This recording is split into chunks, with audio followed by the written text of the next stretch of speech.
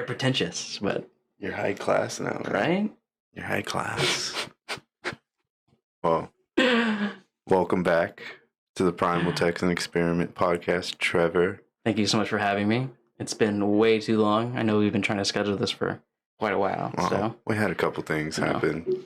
Things happen, just a couple things. Global pandemic. The world ended. Nah, world didn't end.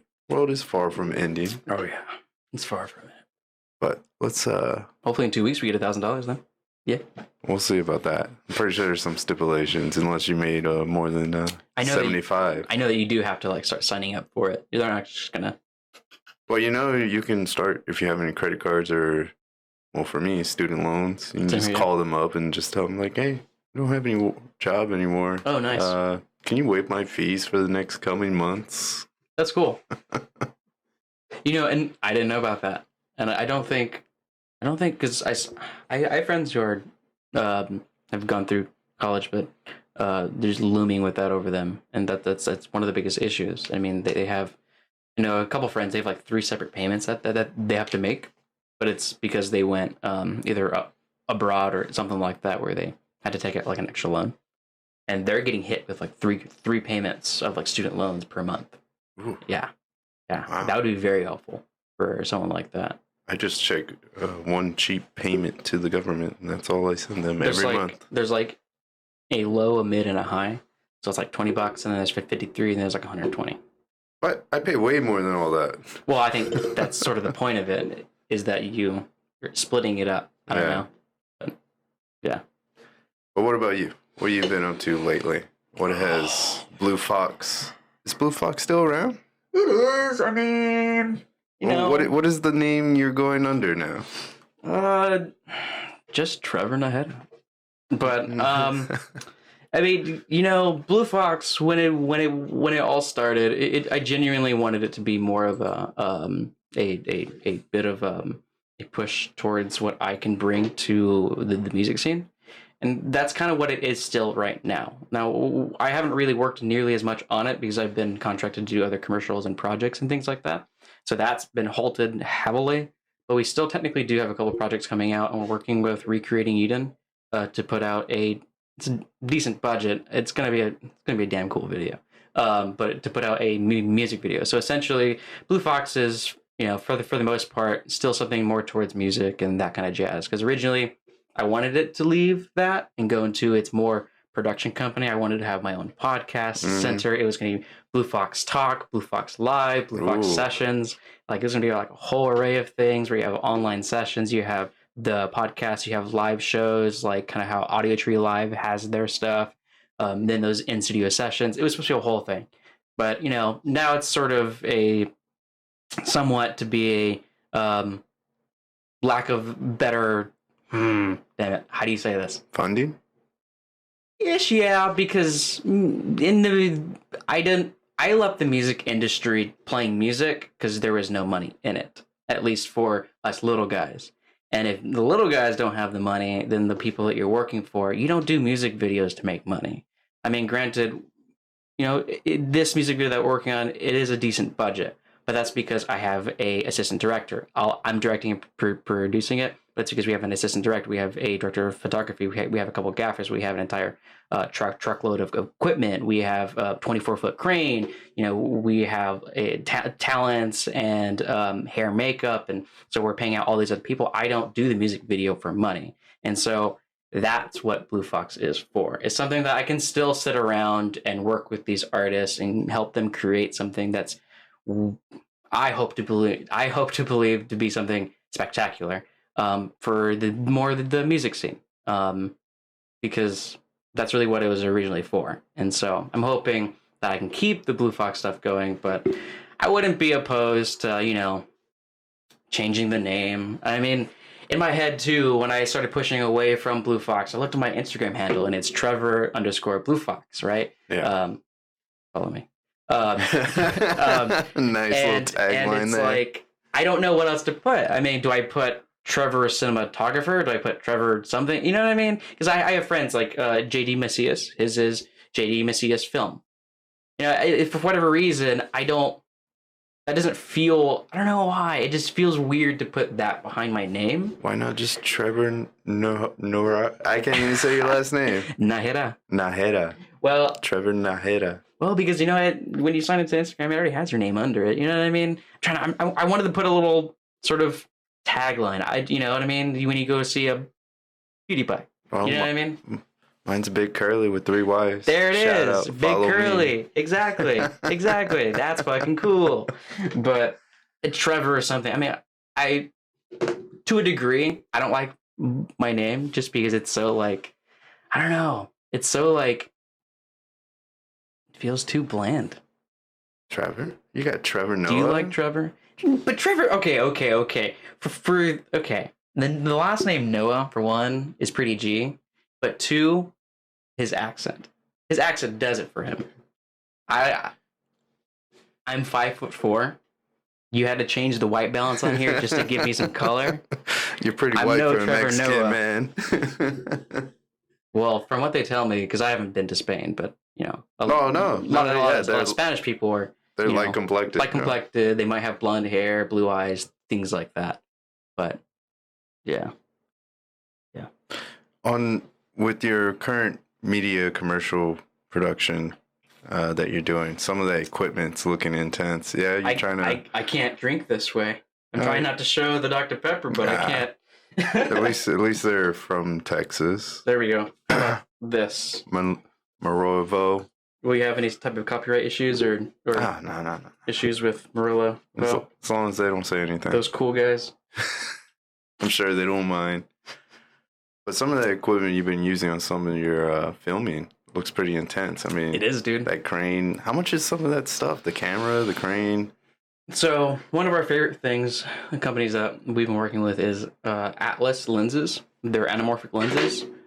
Basically, if you just think of J.J. Abrams films, it compresses the image, and so when you actually shoot the image, it'll be a super square looking thing, and then you have to de-squeeze it, and it turns into that whole wide shot thing. Where your typical people who are shooting on normal lenses, they're manually cropping in to make it look cinematic. But these are specialized lenses that have to shoot in a specific way, and it allows certain lens flares. That's why they say it's the whole J.J. Abrams look, because it has that cool lens flare. Do you put up things now? Yeah, I do. Awesome. Put up the lens flare. Okay. And so a set of these lenses for 3 of them are about, I think pushing 30,000. Ooh. Maybe somewhere in the $20,000 to $30,000 range.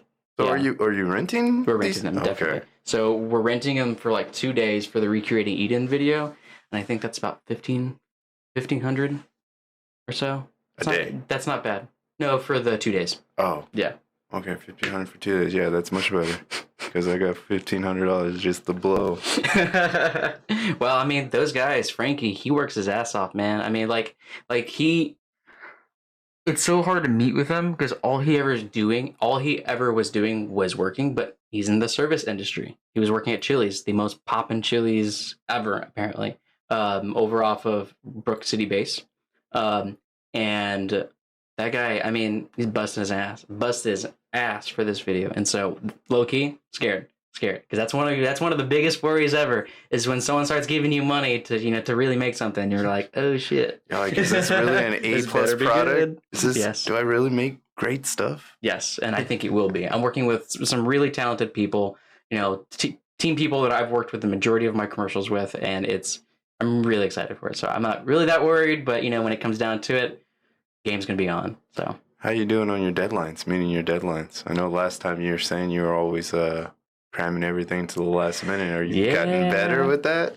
Or is school still tying you down? I'm trying my best. I mean, school, so I'm working on my MBA right now. So that's been difficult. But since the whole coronavirus going on right now, everything's basically online now. So that's been somewhat helpful. But I have like 2 huge projects that I need to really finish up. One is a documentary on the effects and what is it? I'll give you some room tone for a second as I think about it. The effects of a 4-day work week or flexible work schedules, and how it affects management and the actual employer. That was a documentary that I was supposed to be making, but the issue with that is I have to meet with plentiful of people to do interviews, sit down interviews to over 100 people to do a survey, things like that. And I have to compile that, and I have to do it at a symposium, which is a sort of premiere to some sort of lack thereof a better term of it, but judges basically for like school. And I don't think that's happening, but I don't know. But basically, that's like 50% of my grade coming up, and so I have to figure that out. And then another class, I have to pitch a proposal to what are those this is bad that I can't remember the people that I'm trying to propose to. What kind of people are there? Like they're a company, and they're like a nonprofit group, and that's what they do. They build affordable houses. It's not Habitat for Humanity, is it? That sounds like an animal thing. That's an animal thing, right? Yeah. And so, yeah, I have to work on a proposal in this class. It's a marketing seminar. And the proposal is going to go to this nonprofit organization that works on houses. And what they essentially do is the houses are valued at right around 64,000, maybe about 68,000. And it's supposed to be for people right in between, right before being able to afford to purchase a house. But you're above that sort of line where you don't need true government assistance. Mm-hmm. That's that sort of line that they're trying to ride. Well, the issue is they need donations, supplies, and volunteers. Now, granted, when you actually go into working with them, as far as purchasing one of their houses, as part of the clause, it's called a sweat equity or sweatity. And so what it is you basically, you put in your time, you're building your house, and then you put in time to build someone else's house, your neighbor's house. And so it builds a community, but basically you're putting in your labor to help build your own house, sweat equity. And so what we have to do is figure out why they're not getting the donations, the volunteer work, and the finances, because the donations are for like wood. A lot of people, they donate wood. Home Depot would donate rafters and things like that to go and help for structures or anything that they have extra. But the our point is to drive their donation. So we have to create a proposal, and if they accept our proposal, then we get an A in the class. If we don't get an A in the class. Really? Yes, and only one proposal will be accepted out of 7 proposals. So how does it work for the 6 other proposals that don't get an A? They get either a B or a C in the class. Yeah, it's really weird. So this specific class, only 16% of the class is allowed to get A's, 64% of the class are allowed to get B's, and then the rest is allowed to get C's. But no one's allowed to get D. But no one's allowed to get D's though. So you don't get less. Well, yeah, sure, but I do hope that. I think we got a good chance between A and whatever, so I'm fine with it. But my only issue is, if I do get a C, it's really bad when you're in your graduate school, because then they put you on probation or they just kick you out because you have to hold you whatever. have to maintain a 3.0. Yeah, which I mean is. So what are you going for? Sure. What exactly? Business do you administration. What do I want to learn? I think, what's I think the majority of my bachelor's degree, not to say that it was genuine horseshit, but it's somewhat in that direction when it comes to learning certain things. Not until the very end of my degree did I really take away things from the classes. Like my capstone last classes, I mean, she was amazing. Professor Black, she was amazing, and she had genuine experience in what's going on. My social media marketer person, he was amazing, but the majority of the classes that I took prior to that into marketing that were for marketing, I just either I didn't learn something from it, or I didn't see how it was applicable. But anything towards the end of it, and I guess the point that I'm trying to sort of get at is what I'm learning right now is the most applicable things I have ever learned. And it's never really been about getting the right answers on the quiz. Every single one of our professors is about understanding what you have to do in real life. Yeah. But the point is that certain cultures, they respond in certain ways. If you look directly into your boss's eye in Japan while you're talking to him, that does typically mean that you're trying to stand up to him, and it is a bad thing. Whereas here in America, if you don't look at me in the eye where I'm trying to explain something to you, it's a sign of disrespect. Yeah. Those sorts of things. So you're learning different cultures in class and how they work business-wise internationally. And that's one of the biggest things that I've learned within my management classes, and then with my marketing classes, networking, because you can possibly do the job, but even if you know how to do the job, just because you do doesn't mean you're going to get the job. Just because you do doesn't mean anything at all. More true. It is, and that's how I've gotten into the commercial world. I mean, one of my, I consider him a best friend at this point, but JD Macias, he really pulled me in, and he really gave me a chance to step into the real commercial area of things. And I mean, once I met that, meeting all these people down the line, it has just been exponentially productive for me. And so I didn't know how to make commercials beforehand. I knew how to make music videos. I knew how to make promotion videos. I knew that stuff. But there's a fine, there's no fine line. There's a heavy ass line between making a promotion video, making a commercial video, going with your GH5 on a gimbal and shooting on a Ursa G2 with anamorphic lenses with a Ronin on a car, going 30 miles per hour behind a truck. You know what I mean? There's a huge disconnect between the two. And ever since having that networking opportunity with JD, he actually just moved there from LA. I met him from Wayne at a Paper Tiger show that we were all shooting together, and ever since then, everything's just been taking off and picking up. And I mean, this is one thing that we kind of said. Billy and I were like talking about how, because Billy is our overall director.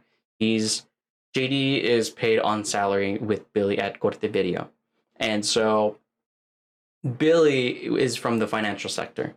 And so great guy, understands numbers, understands how to make deals, and understands what he needs to do to get this done. And I think to a degree, him and I are cut from the same cloth because we understand how we learn.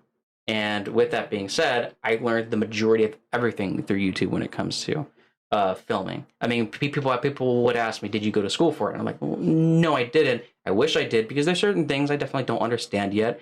And I mean, people who go to school, I do envy to a degree, just because I love film and commercial, even if it's just a car commercial, even if it's just any kind of small bit commercial, it is all a form of art.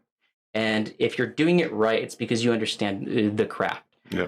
When JD walks into the room, he's sitting down there trying to understand how this room will be affected by the light and what the best image will be. And he gets that image.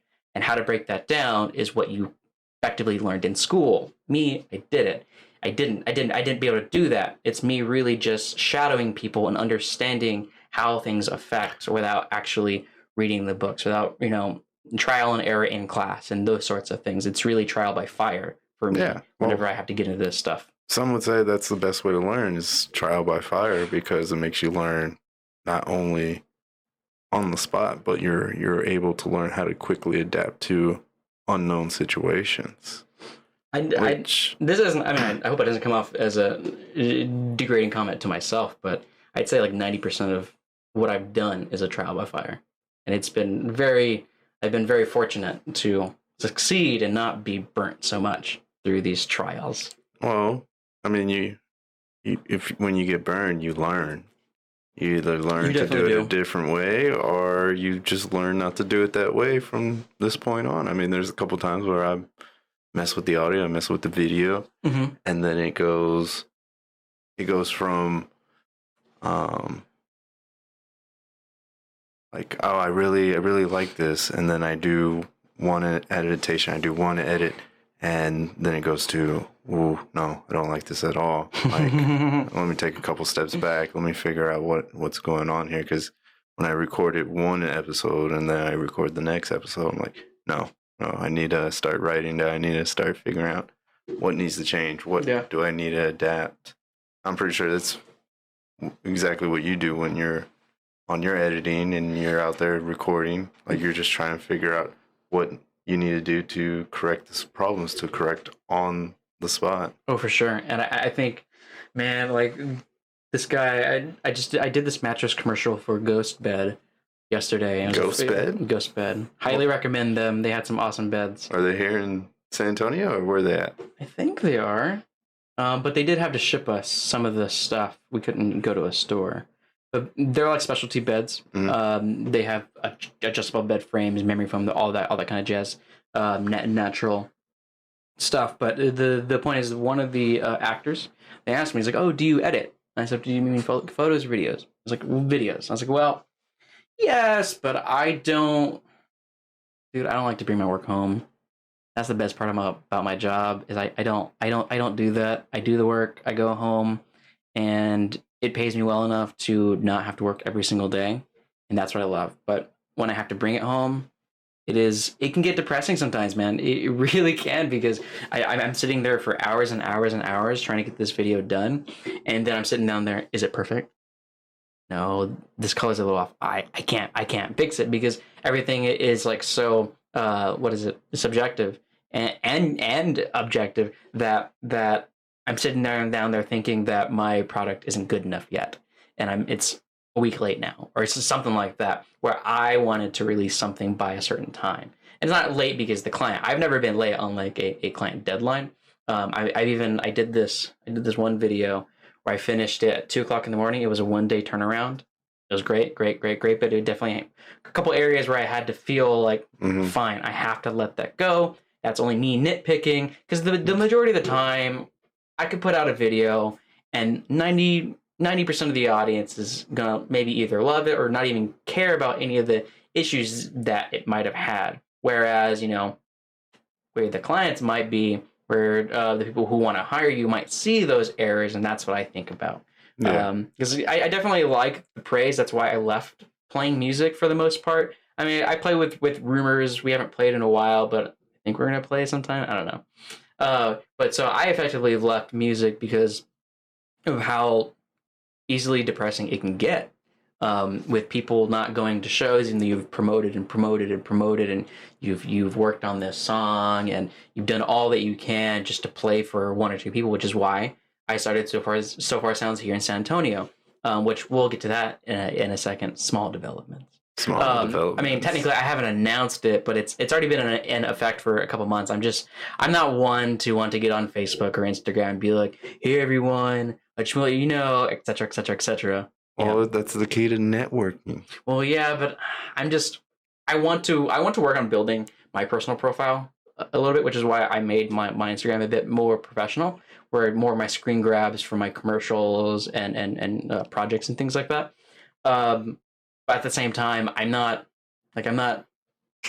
exactly camera shy, but at the same time, I'm not someone who's going to give myself, "Hey guys, what's going on today? This is yada yada yada. We're going to do this today." I can't do that. So I can't sit in front of a camera that I've set up with a speech that I need to say and to tell people things. I can't do that. Like, it's just, I'm so self-conscious in that direction. Why? It's because you don't do it enough. That's all. But you're not wrong. But I'm also behind the camera so often, or it's so. Yeah, I'm behind the camera like 90% of the time, that I'm just not used to being in front of the camera anymore. I don't want to be the guy that shines. I want to be the guy behind the camera. I want to make you shine. That's my job. I want to be awesome. I'm here to make you awesome. Shine, so that way you can be awesome. So Thank you. Here to share your exports with the world, or at least with San Antonio. Yeah. But yeah, going back to the whole music thing, that's why I left that to go into film, because it was so much more rewarding. It is so much more rewarding. Granted, I can tell you right now how shitty I genuinely feel right now. My back hurts, my feet hurt, my hands hurt. Why are you hurting so much, man? Well, I mean, yesterday we have sick? 14. No, you said you weren't sick. I'm good, but that's my normal voice. But no, I'm not sick. I'm not sick. Need social distance just a little bit more from you. Oh yeah. who walk in and just see those guys like clocking ankles. I know. I was just all like, at first I was still giving people hugs. Yeah. But yeah, I mean, I'm definitely a professional hug, homie hug, and professional handshake, homie handshake, and a hug person. I'm definitely all three of those things. You get the professional handshake if I don't know you. Exactly. And I went on set yesterday, and Nadia, Nerdia Cat, she's a great hair makeup artist. She's gonna be working with me on a couple projects coming up. But I gave her a hug, and the director next to me is like, "Oh, you guys hugged?" And we just looked at him like, "Huh?" And we go, "Oh, okay, that's right. We forget because we're friends and we just see people, we just give hugs and things like that. We forget about that kind of stuff. But then to a degree, in our heads, we're like, we're gonna be in the same house for 14 hours."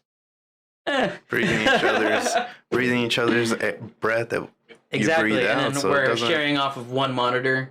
We didn't have like multiple monitors set up, so we were just sharing off the one. So I mean, like we're gonna be close to each other. So I mean, it's already gonna happen. Was that the house that? What was that town? I haven't posted it yet or anything like that. It was for the ghost bed, but her and I did do a shoot for the Kashada tribe in the Houston area, Livingston, for their casino, because of our senator, which I didn't know we had a senator named John Cornyn. I thought it was just Cruz, honestly. Yeah, I thought it was just Cruz. There's two senators. Yeah, I didn't know that. But then it made sense to me. I was like, well, we're Texas, right? Because I assume Texas is big enough to have the two senators.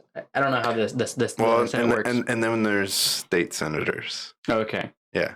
Is John Cornyn the state senator then? Or No. who is...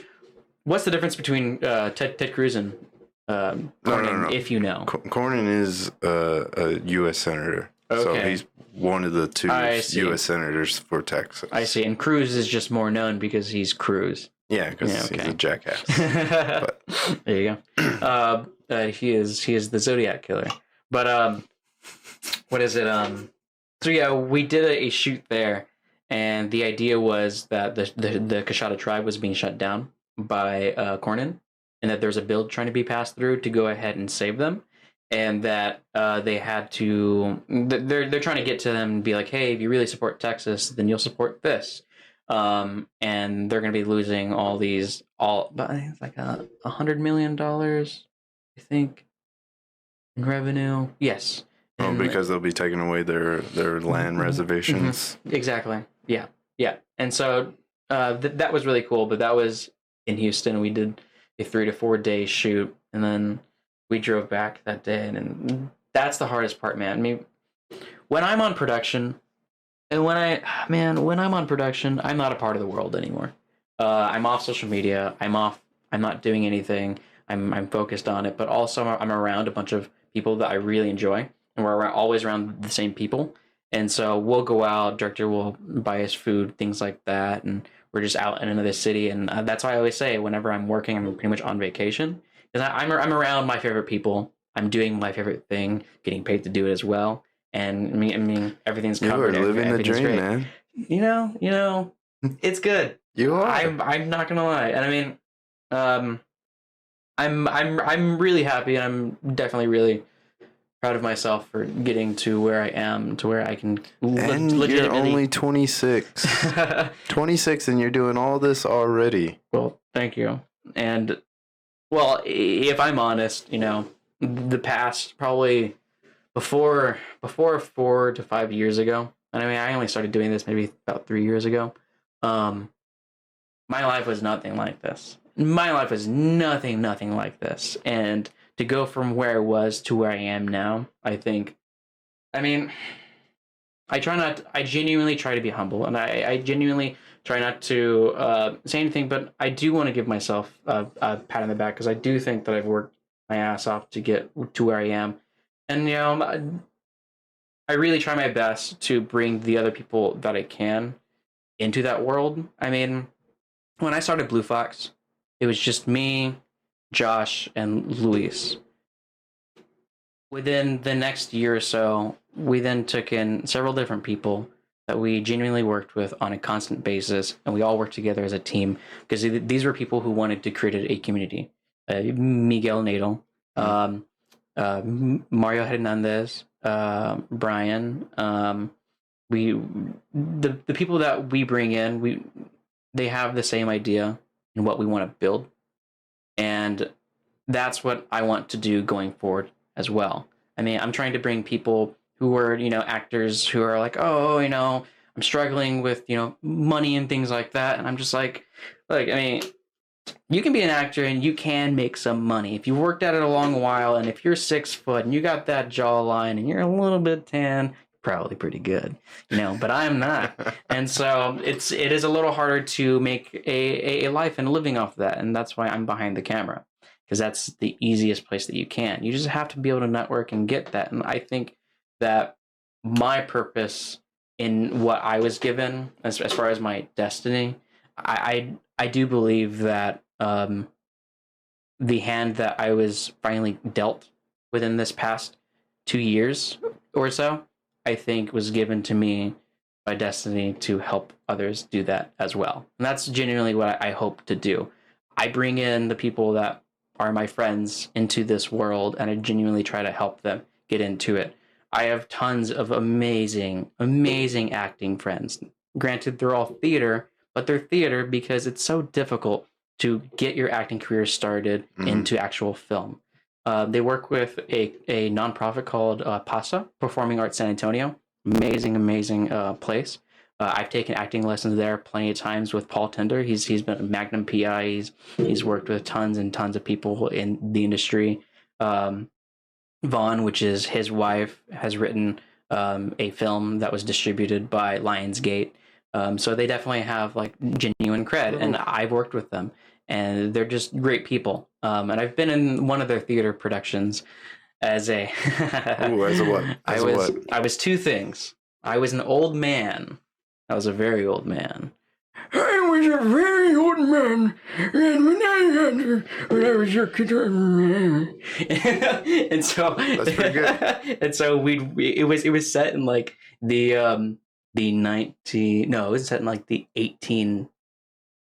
1850s, I think.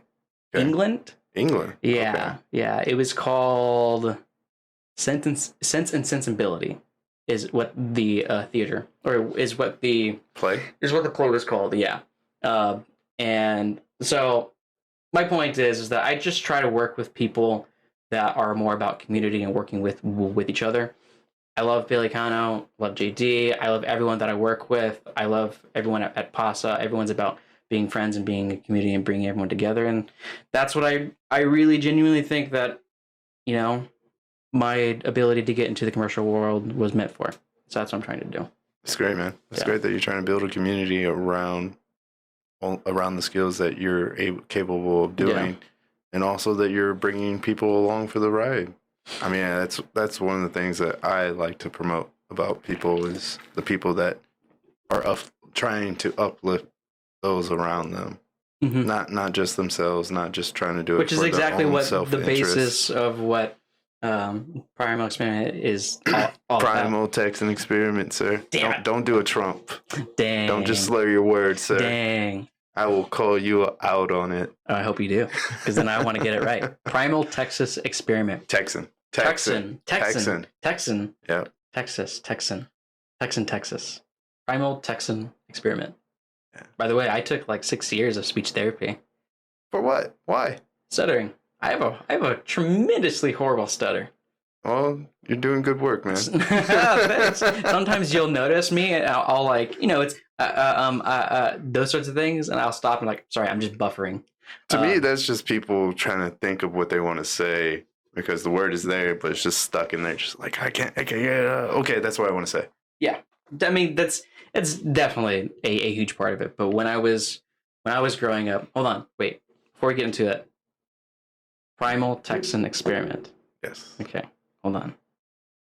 And see, that's what I love about Primal Texan Experiment, because from the very basis of what you're trying to do is that you're effectively trying to bring on other people and really trying to spotlight other people. I mean, but before we got on here, I was asking you about yourself, and you're telling me, no, dude, it's not about me.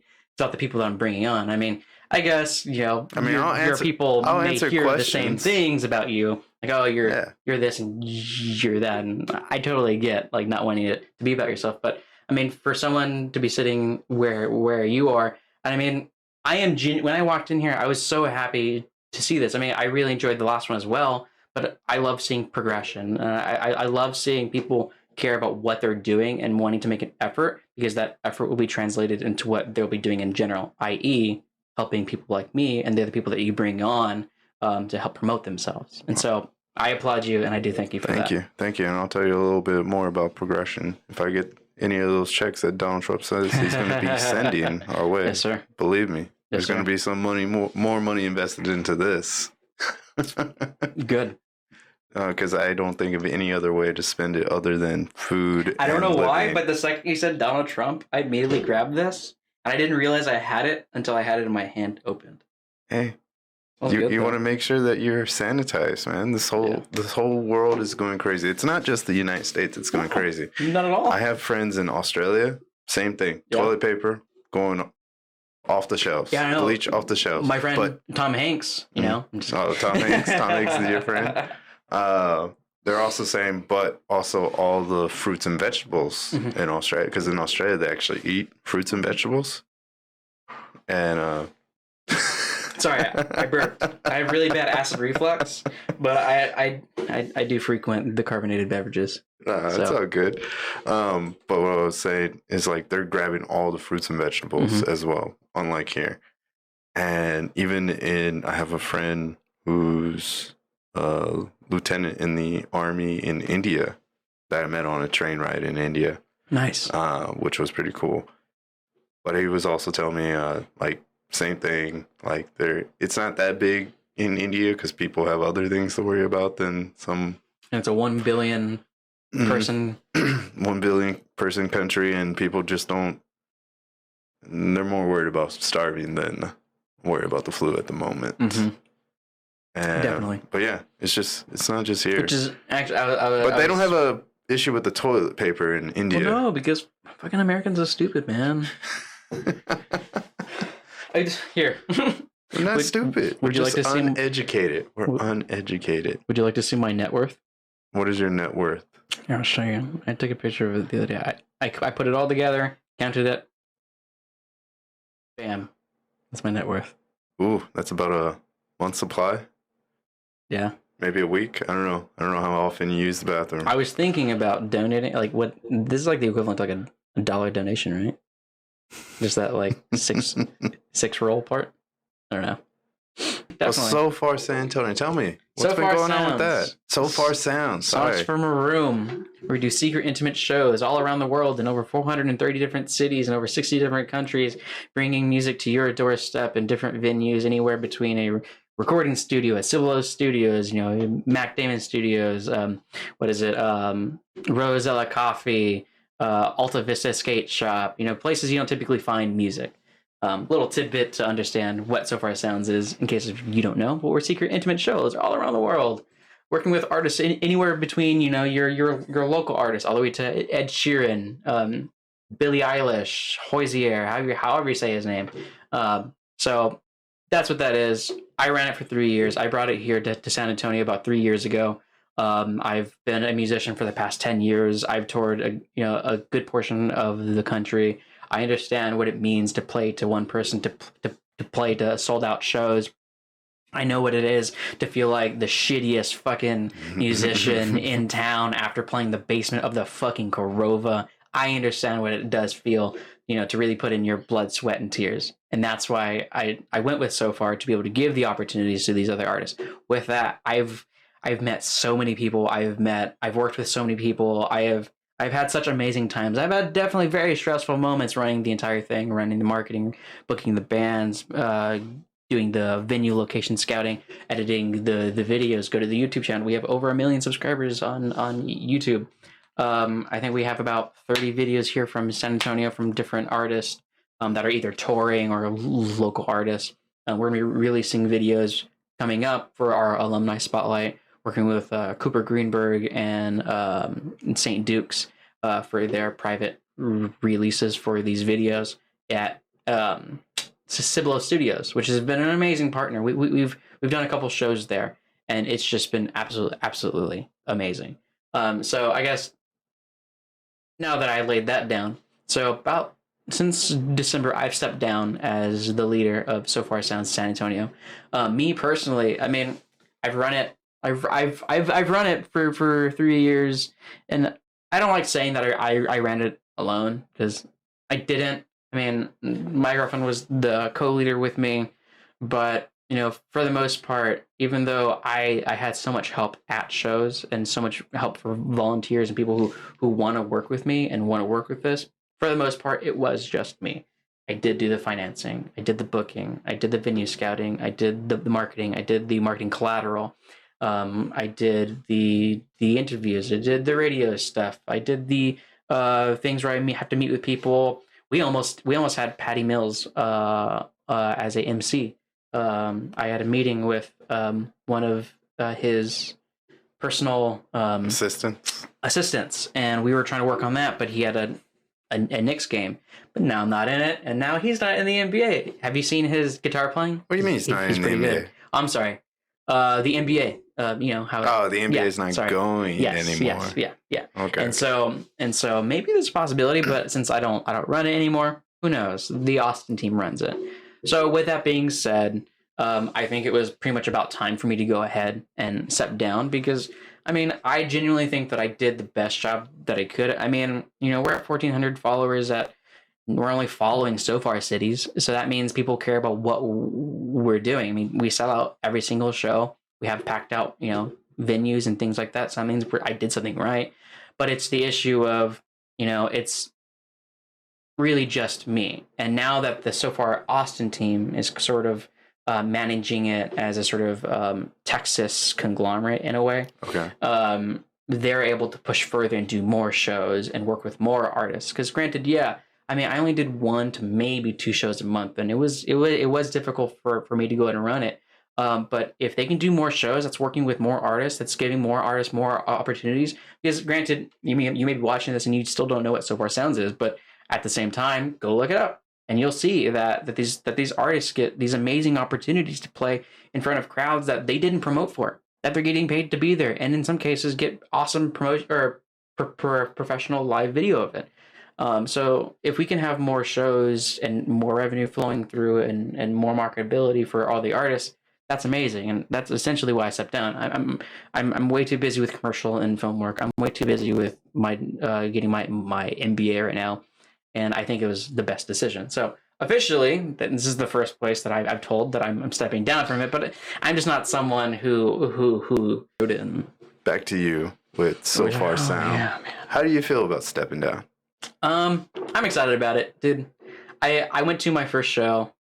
Well, to be fair, I missed my first show where I wasn't. I was very tired. Commercial production stuff. I just got done. I did a 8 to 10 hour shoot right before, and then I fell asleep at home. And this is my first show where I'm not a part of it. I'm an ambassador, so I do speak nicely on it because I do believe that So Far it definitely has its place in the world. Mm-hmm.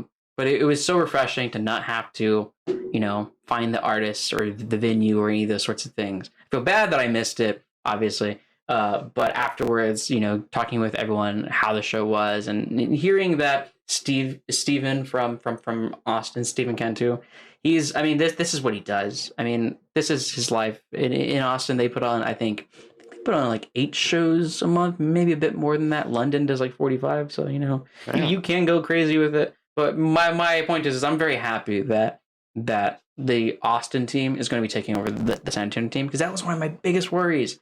I mean, I say that I'm not a part of So Far while still being logged into our email and our Instagram page. So transition. There's that. Exactly. But there's been quite a transition that was freaking out me, that I was worried that when I stepped down, that since I'm not publicly saying, I'm stepping down or anything like that, that we need a consistency continuing forward. And my issue was that the person stepping in has no fucking clue about how what's going to happen. You worry too much, man. I do worry too much, man. I worry because I care, and I care a lot.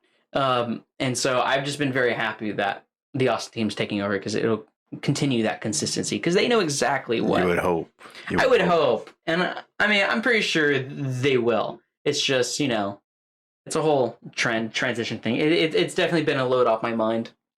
It's definitely been a load off my mind, but being a sort of ambassador still ties me to it and to some degree. It's just me is it on pause for the moment since there are no gatherings more than 10? they've definitely posted about it, giving updates. Antonio technically hasn't because I don't know. I guess they haven't. Austin, Steven hasn't done it, I guess. I mean, technically they could still do it with less than 10 people. No. Well, because we pay out the artist minimum of like $100 for the act, which is like it's only for like a 20-minute set, which is decently good pay in comparison when you think about that the average musician who is a gigging musician makes only $100 for the 3-hour set that they're playing at like a bar or like a restaurant. So you're only paying 20 minutes to people who are there for you, and you're a regular band. You're not playing covers and things like that. You can, but you're not. You're a band. So with that, you can only sell like 10 tickets. We'd be losing so much money. Gotta give a little, man. Give a little during this time of need. For sure. And I mean, that's what Steven's trying to work on right now. Because remember, I mean, I may not be here doing stuff, but Steven's in Austin, it's South by Southwest, man. All that being closed. I lost a lot of money on that because I was supposed to be gigging and shooting videos for South by Southwest. So that really sucked. But then Billy Kanu was like, hey, man, here's more work. Great. Perfect for me. But South by Southwest has really affected them in Austin. The Austin team, Steven, has been really, really trying to work with the artists to get them extra shows and working with them. And then so far, South by Southwest is also trying to work with their artist and trying to promote other non-South by Southwest things that are still going on. Granted, obviously now that venues are basically being closed now, and before that wasn't the case. That's kind of the issue. But then you have Dropkick Murphy. Do you like Dropkick Murphy? I have no idea who that is. Oh, man. Do you like Irish music? Not really. Have you ever seen the movie The Departed? Yes. Awesome. The majority of all the Irish music in that movie. Do you remember the very beginning? It's okay if you don't. I mean, I don't know the last time you've seen that movie. But it's probably been a year. Dropkick Murphy put on a live 3-hour show on Facebook Live on like a regular, as if there was a crowd there and things like that at like a stage. And so that was really awesome. That's what a lot of high-end artists are trying to do. I was thinking about it, and I was going to go through Bandcamp because Bandcamp is now giving what they would have been making back to the artists. So they're not going to be making any money off of things like that. So I've been thinking about scrolling through and seeing which of my favorite San Antonio bands and things like that, and buying up a couple albums and things like that, and trying to support that way. But outside of that, it's so difficult just because you want to support in ways that will help them, but in the ways that it would help them outside of financial gains is getting people together, and that's the whole big issue. What about doing some type of live streaming where you pay for the live stream? So the issue with that, if we're talking about specifically so far, is in general, we can't live stream anything on Facebook. Instagram, we can't do it financially. We don't have the go-aheads internationally through Facebook. There's certain guidelines that we can't do. What about you as Trevor doing that for bands, just live streaming them? Well, so we've been thinking, with Cibolo Studios, we've been trying to team up with them. They have a broadcasting board, and that's effectively kind of what they've been trying to do. That's what we're trying to do with them by providing the video team, which reminds me I need to message them back. That's a big thing. If you are a client of mine and I haven't talked to you, please message me. I'm very busy. Thank you to everyone who's ever helped me. Thank you for coming on the podcast. Yes. Thank you for doing this. Thank you so much. For the third time. I hope you enjoyed it. I hope it was fun. I hope we at least have one more because we need at least 2 a year. You can come on whenever you want. You can come on next week if you like. I don't care. I got time. We all got time, apparently. Yes, sir. Yes, sir. Well, actually, I think next week I'll be gone for 4 days in Houston. Well, so go do your thing, sir. Go live your passion. Thank you. Everyone Thank you else, so much. Be safe.